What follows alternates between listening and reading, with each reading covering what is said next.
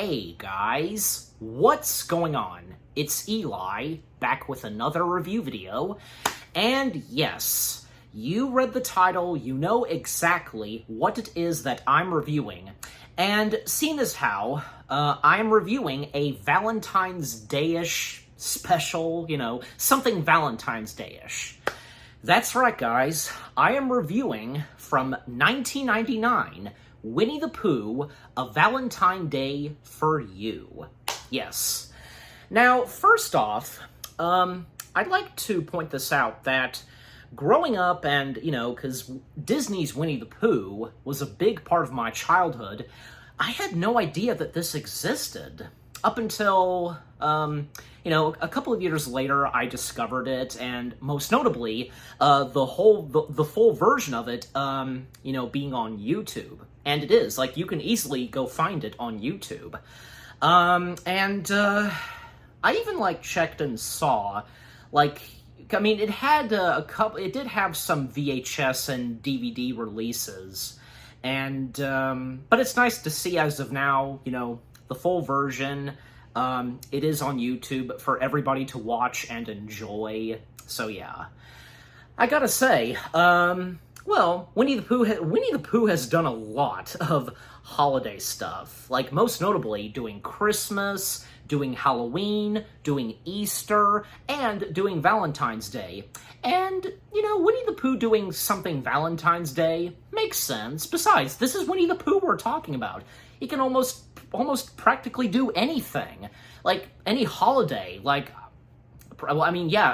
was Winnie the Pooh did do something Thanksgiving, if I'm correct, and I'm not sure about, say, St. Patrick's Day, but, But anyways, okay, so as always, read the description / the story, and it's a very short one. Winnie the Pooh and his friends think Valentine's Day is a monster, so they must stop it. Okay, so the story itself, because first off, the cast of characters, the narrator, first off, the narrator being the late legendary David Warner, and David Warner did other previous Winnie the Pooh materials, most notably, he is the narrator in the Winnie the Pooh TV / direct-to-DVD movie, Pooh's Grand Adventure. He's the narrator in that. Jim Cummings, of course, voices Winnie the Pooh. Piglet, being voiced by the late John Fielder. Yeah, I think I'm saying the last name right.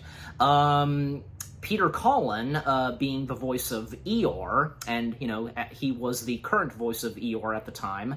The late Ken Sansom, as the voice of Rabbit. Andre Stolka, I don't know if I am pronouncing the last name right. You know me sometimes. He is the voice of Owl. Gopher appears in this, being voiced by Michael Goff, one of Gopher's, current voices. Yeah, Michael Goff being one of them. And, of course, the late legendary Paul Winchell voicing everybody's favorite, lovable, bounceable Tigger. No, Tigger. Yeah, because, Tigger's the only one. There's only one Tigger. So, yeah. And, fun fact, because this and the many adventures of Winnie the Pooh, the attraction at Walt Disney World, would be the last two Winnie the Pooh materials where Paul Winchell would voice Tigger. Yeah. So, Winnie the Pooh, A Valentine Day for You being one of Paul Winchell's last. And from there on, after that, because, Jim Cummings, he would now be the voice of Tigger. The handing of the torch voicing Tigger would be passed to Jim Cummings. And, another fun fact, Paul Winchell said to Jim, when the voice role of Tigger was passed to him, he told Jim, "Take care of my buddy." And that was nice and sweet for Paul to say. Yes, and also, Christopher Robin being voiced by Brady Blum, if I'm saying the last name right, too. I don't know. Again, you know me sometimes. So, it's Valentine's Day, and, Pooh at one point was going to meet up with Christopher Robin at that tree, but he's not there, and, well, because he then later figures it out that Christopher Robin is elsewhere, and, well, because he first went to Piglet, asking if he knew where Christopher Robin was, and how Piglet was covering and hiding that he was going to make something for Pooh for Valentine's Day, and that's when, and yeah, Pooh, Pooh gets the idea and realizes that, Christopher Robin is doing something for him on Valentine's Day, as well as probably all the other 100-Acre Wood pals.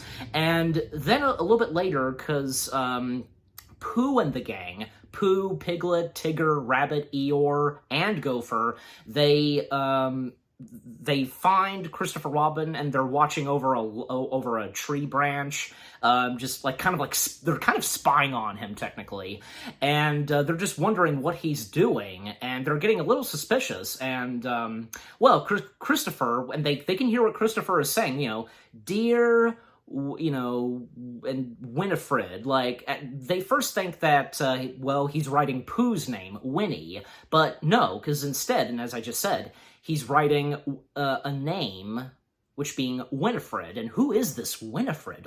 That's not Pooh's name, Winnie. And then they turn to Owl. Yeah, so Owl, when they go to Owl, Owl tells them that Winifred is a girl's name, and Owl starts singing this song about a boy and girl. A girl is just like a boy and such. It's a pretty funny song, and what you'd expect from, Owl. So, he can be wise, but sometimes things, that he tells Pooh and the gang, not really, he tells them about this love bug called the Smitten, a love bug that, Christopher Robin was bitten by a smitten, which, has him, falling in love or something like that, and supposedly being in love with this Winifred.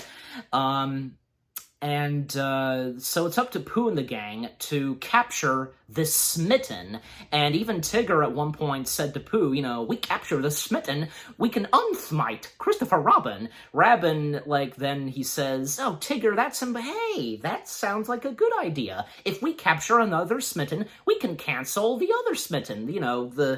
Basically, if they capture another Smitten and, it bites Christopher Robin, then, he will no longer be infected by the first smitten that bit him,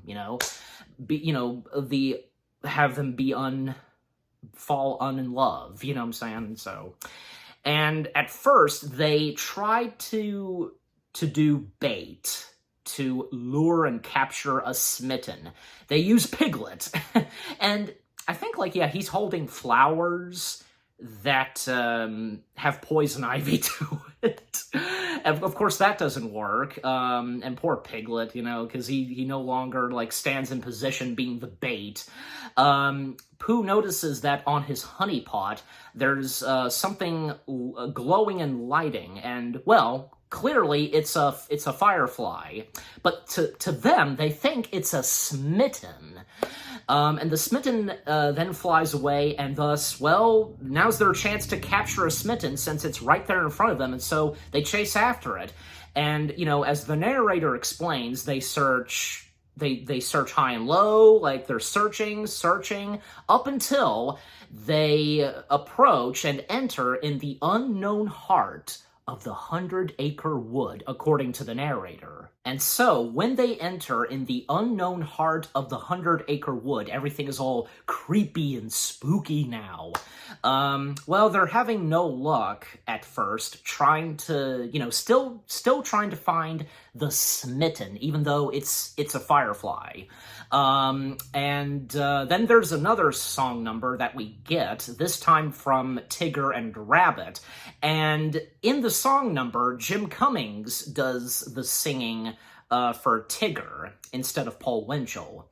So they're singing about, a love bug and so on. And then at one point, all of them separate by accident. And, them still trying to find the smitten.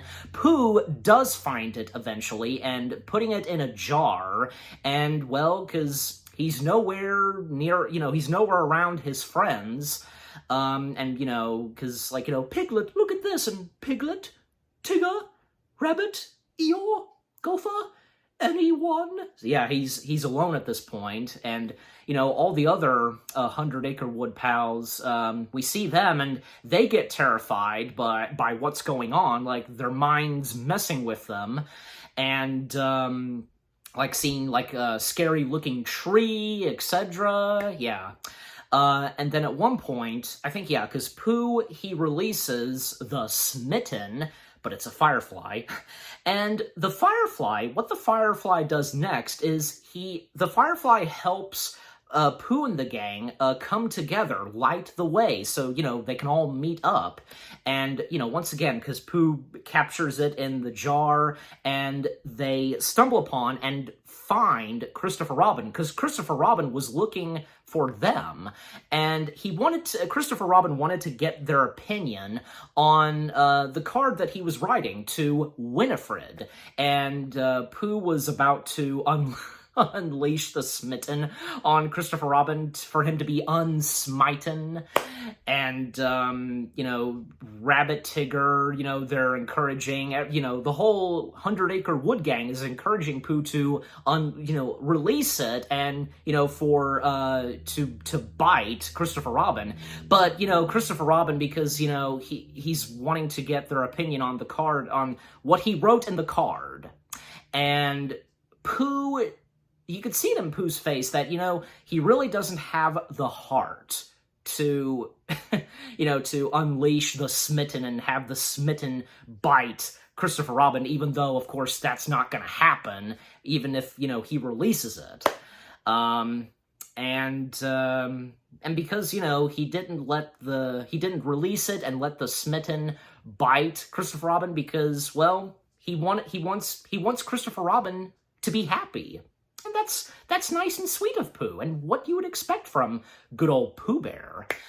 Yeah, and what happens next is, well, Pooh thinks later on that this Valentine's Day was not a really good Valentine's Day, up until when he opens his door to his house. He sees underneath the door and on the rug that Christopher Robin left him a Valentine's Day card, as well as all the other 100-Acre Wood pals, from Tigger, Rabbit, Eeyore, Gopher, Piglet, and not even Owl. We didn't see Owl after, he appeared early on telling them about the Smitten.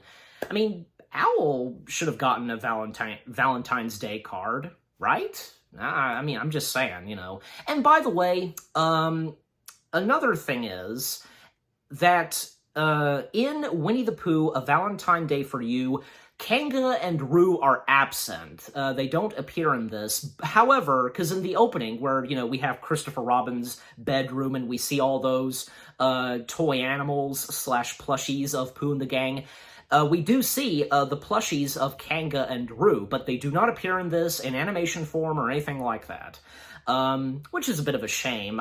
But, I guess this works fine without them. I mean, heck, we got Gopher and Owl, so, And by the way, because, there was a moment where, we do see Gopher wearing his, tunnel mind, helmet, that he most notably wore in the New Adventures of Winnie the Pooh. So he was working underground in the tunnels and such, though that was nice to see him wear that in this. So again, Pooh and the gang, they receive Valentine's Day cards from Christopher Robin, and then what happens next is, towards the end, Pooh meets up with Christopher Robin at the tree, and, Pooh asking and telling him about, that he received a Valentine's Day card from Christopher Robin, and Pooh, sharing his feelings towards Christopher Robin because, about when Christopher Robin wrote and was making a Valentine's Day card for this Winifred, and, Christopher Robin assures Pooh that, he still loves him and, Pooh being in Christopher Robin's heart. And, we have one more song number, which being Places in the Heart. It's a very nice song number in this. And we get a little bit of flashbacks / archive footage of some of the previous Pooh materials, like one of the Christmas specials and Pooh's Grand Adventure. Yeah, so... and everybody coming together, singing the song, and, right as the song number sings, like, it was very sweet that Christopher Robin said to Pooh, I love you, Pooh Bear. And, of course, it wouldn't be anything Winnie the Pooh without, Christopher Robin saying, silly old bear. And we get one more bit of narration from the narrator, and talking about, a boy and a bear will always be there, and yeah, that was a nice and sweet way to end it. And, the last shot we see is, well, the signatures / carvings of Pooh and Christopher Robin on the tree. Yeah, on a tree, so that was a great and sweet way to end it. Also, I'd like to mention that I'd like to think, because Kanga and Roo do not appear in this, and, nor did they appear in, Pooh's Grand Adventure. Well, I mean, most of this Winnie the Pooh material, like in the, late 90s and early 2000s, being done, at Disney Toon Studios and, well, Disney television animation, etc. I'd like to think that, well, because when Piglet's big movie happened, that's when, they moved into the 100-acre wood. If you get what I'm saying, I don't know. I mean, possibly, but that's just my guess. So, I just thought I'd share that. But with all that being said, Winnie the Pooh, A Valentine for You, is a charming, cute, sweet Winnie the Pooh piece of material that has to do with Valentine's Day, taking place on Valentine's Day. Yeah, just everything about it, from the story, what Pooh and, his 100-acre wood pals were doing, and, what happened at the end of it, and, the sweet and charming moments. Yeah, just, again, everything about this was really good and entertaining. And, by the way, if there were a couple of times, at any point I was saying, Valentine Day, saying the word day, in the title, like Winnie the Pooh, A Valentine Day for You, but, it's actually Winnie the Pooh, A Valentine for You. Yeah, sorry about that. But yeah, so how I rate Winnie the Pooh, A Valentine for You, yeah, it's on my mind. I'm giving it 8 out of 10 stars. Yes, 8 out of 10 stars for Winnie the Pooh, A Valentine for You. And what about you guys? What do you think of Winnie the Pooh, A Valentine for You?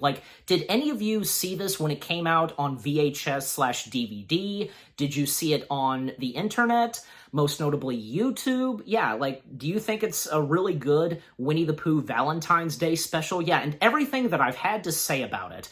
And what did you think of my review?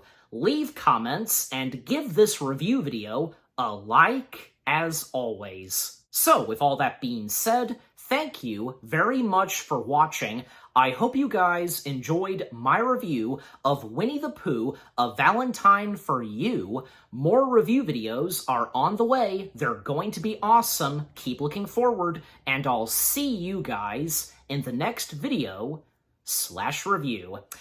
And there's one more Valentine's Day special for me to review, and the next one I'll be reviewing, well, let's just say it has to do with our favorite, beloved Madagascar animals. Yeah, I think you know exactly what it is that I'm talking about. Stay tuned for that. Take care, peace out, and happy Valentine's Day to you all.